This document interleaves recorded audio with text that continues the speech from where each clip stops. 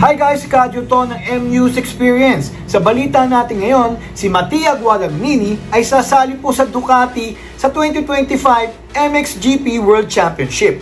Okay? So, he will be racing using the Desmo 450MX ng Ducati, first ever off-road motorcycle, no? Sa 2025 MXGP World Championship. And ang MXGP, sa hindi nakakaalam, ay isang premier class na FIM Motocross World Championship. So ito ay nagaganap sa mga iba-ibang parte ng mundo. Ito ay high speed, high flying action at syempre maraming challenging tracks. Ngayon, si Mattia ay 2019 125 Junior World and European Champion. He finished 4th in the 2021 MX2 World Championship. He made his debut in the MXGP in 2022. This is Ducati's entry into off-road racing. The Desmo 450MX is Ducati's first ever off-road motorcycle. Meron siyang powerful engine, advanced electronics, at lightweight ang chassis.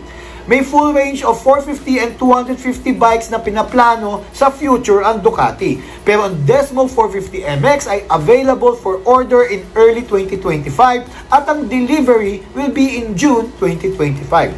So, guys, now you know.